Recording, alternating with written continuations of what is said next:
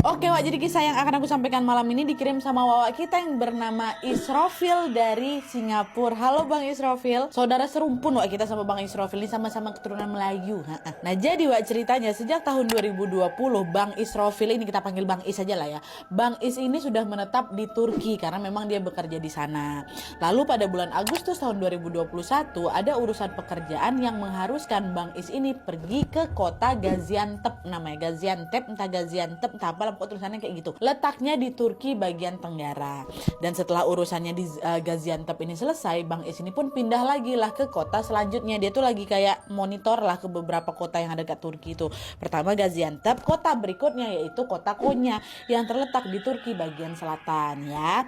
Nah, Bang Is ini berangkat dari Gaziantep menuju ke Konya dengan menggunakan bus yang pada saat itu dijadwalkan akan berangkat jam 7 pagi.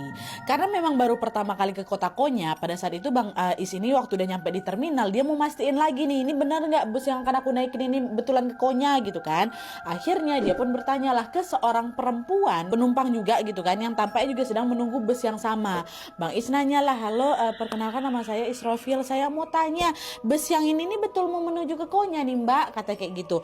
Nah perempuan ini pun jawab, oh iya halo Israfil, saya Yisman, namanya Yisman Wak. Oh ya betul, ini bus menuju ke Konya. Ini dia nggak orang Indonesia Wak ya, orang Turki juga nih Mbak Yisman ini ha. Oh ya udah kalau kayak gitu terima kasih ya Mbak ya gitu.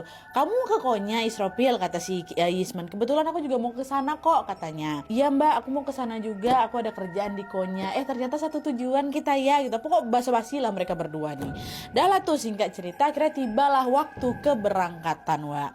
Di dalam bus itu ternyata tempat duduknya Mbak Yisman ini berada di depannya Bang Is. Dan karena Bang Is ini merasa sangat bosan di perjalanan itu, akhirnya dia pun ngajak Yisman ngobrol lah. Yisman kan di belakang dia kan ngobrol gitu salah kadarnya. Tapi gara-gara memang posisi kursinya terpisah, depan-depanan bukan samping-sampingan, jadi kan ngobrolnya agak nggak nyaman lah gitu kan, ngadep-ngadep belakang kayak gitu. Alhasil mereka ini pun tukeran nomor WhatsApp gitu Wak, untuk berkomunikasi lewat chat. Udah lah yuk kita tukeran aja chat, sambil chattingan aja gitu kan, sama-sama bosan orang ini. Nah dalam percakapan di chat itu Bang Is ini bilang, Bang Is ini nanya, Yisman kamu asalnya memang dari kota Konya kah? Barangkali aku bisa nanya-nanya ke kau nih tempat-tempat yang menarik di Konya, soalnya kan aku baru pertama kali kesini. Dia di chat tuh kan. Yisman jawab, bukan, aku bukan orang Konya, aku nih orang Gaziantep, kota yang tadi kan, kota yang sebelumnya. Aku datang ke Konya ini mau berobat Is, katanya. Loh kau berobat apa, lagi sakit kau, katanya. Waktu itu Yisman langsung jawab, wah nggak langsung dibalas nih, macam ada jeda agak lama lah gitu sebelum akhirnya Yisman pun mengirimkan pesan yang cukup mengejutkan untuk si Bang Is. Jadi ceritanya Yisman ini baru saja kehilangan suaminya yang meninggal karena COVID itulah Wak. Nah suaminya ini meninggal di luar kota yang jaraknya sangat-sangat jauh.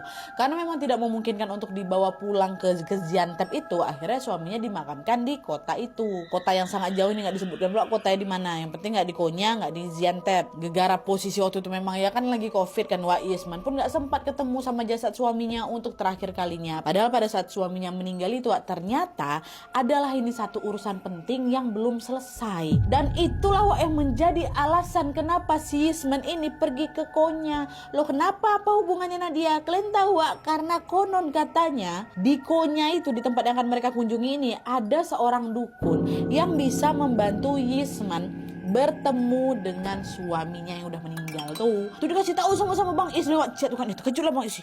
Ih masa iya. Nah Bang Is yang mengetahui hal itu jadi agak tertarik, agak penasaran juga Wak. Aku juga pengen tahu Nadia, apa betul nih di luar negeri, which is di kota Konya ini betulan ada dukun nih. Kayak mana cara kerja dukun Konya nih, penasaran juga Bang Is. Bang Is malah bilang, oh ya udah aku turut prihatinnya dengan apa yang terjadi sama kau.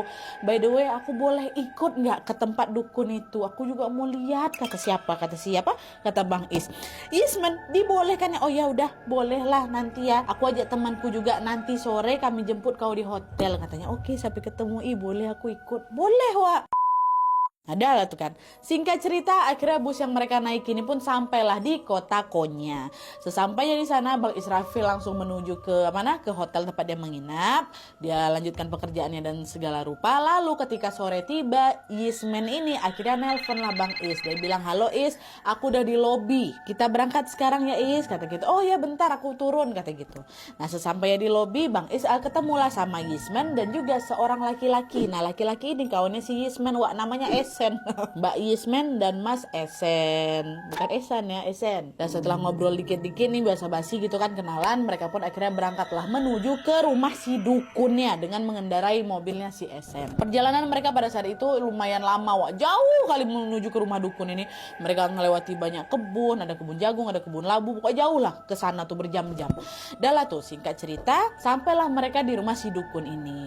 Pada saat itu Wak Yisman sama si Esen ini lebih duluan masuk gitu kan. Sementara Bang Is ini diminta menunggu dulu di luar. Ya nunggulah Bang Is bentar di luar. Terus gak lama kemudian si Mas Esen ini balik lagi sembari memberikan isyarat kepada Bang Israfil untuk yalah masuk gitu. Dalam hatinya Bang Is, oh si dukun ini berarti bolehin aku buat masuk nih. Soalnya kan tadi yang masuk duluan mereka berdua.